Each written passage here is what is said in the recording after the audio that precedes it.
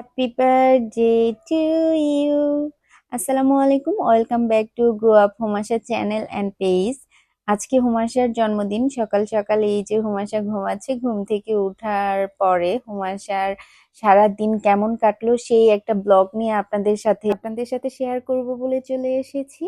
এই তো হুমাশা ঘুম থেকে উঠে গিয়েছে। ঘুম থেকে উঠে সে নিজেই একা একা ব্রাশ করছে। ব্রাশ করার পর তার দৈনন্দিন যে কাজগুলো আছে, যেমন সকালের ব্রেকফাস্ট, সে সকালে সবসময় রুটি দিয়ে নাস্তা করে।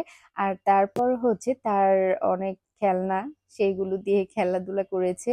খেলাধুলা শেষে সে ফ্রেশ গোসল করে এসে তার যে জন্মদিনের বার্থডে ড্রেসটা ছিল সেই ড্রেসটা সে পরেছে। সেই ড্রেসটা পরে একটু হালকা সাজুগুজু করে নিয়েছিল। সাজুগুজু আসলে বলতে ও তেমন সাজুগুজু করায় না। সাজুগুজু বলতে মুখে একটু ক্রিম লাগানো, তারপর হচ্ছে একটু লিপস্টিক দেওয়া ওর অনেক বেশি পছন্দের। ও সবসময় লিপস্টিকটা দিবেই। এই যে সেজে গুজে সে পরি হয়ে গেছে। তারপর আমরা চলে এসেছি প্রকৃতির মাঝে। হুমাশা একটু বাইরে ঘোরার ইচ্ছা ছিল।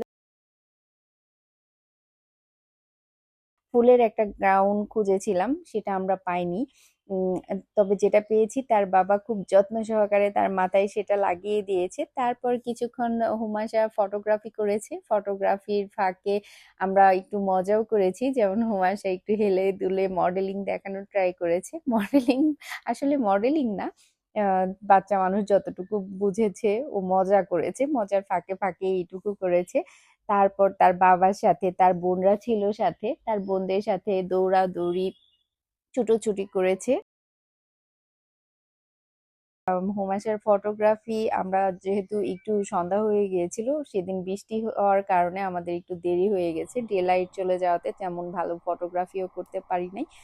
ওর বাবার সাথে অনেক বেশি মজা করেছে। দুই বাপ বেটি দৌড়ের প্রতিযোগিতা দিয়েছে, যদিও হুমাশা জিতে গেছে, ওর বাবা ঠকে গেছে। বাবার রাজকন্যার কাছে তো বাবা ঠকেই যাবে, এটাই স্বাভাবিক।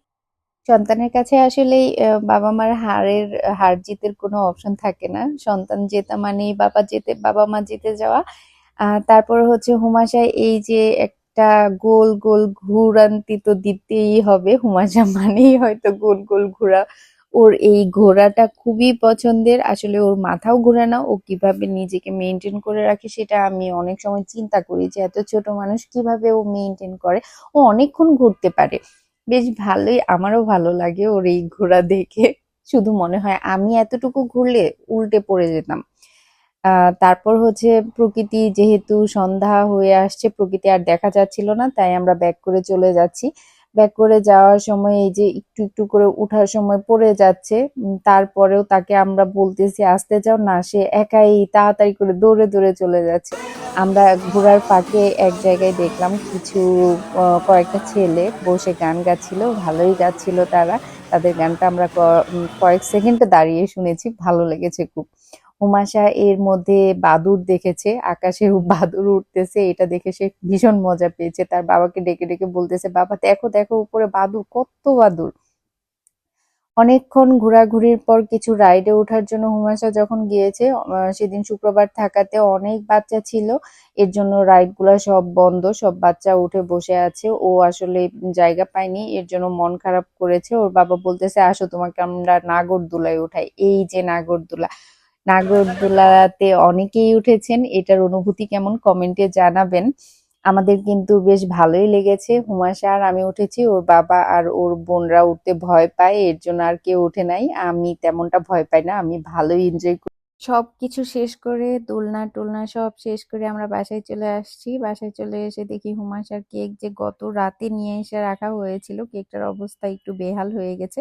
তারপরেও হুমাশা খুশি, অনেক খুশিতে তার বাবার সাথে সে কেক কেটেছে তার বোনদের সাথে শেয়ার করে। আমরা এই ঘরোয়া পরিবেশে ছোট্ট একটা জন্মদিনের উৎসব করলাম আর কি। যাই হোক, আলহামদুলিল্লাহ সব মিলিয়ে হুমাশাও অনেক বেশি, আমরাও অনেক বেশি খুশি। আপনারা সবাই হুমাশার জন্য দোয়া করবেন আর লাইক কমেন্ট করে পাশেই থাকবেন। ইনশাল্লাহ পরবর্তী ব্লগে আবার দেখা হবে। সে পর্যন্ত ভালো থাকুন। খোদা হাফেজ।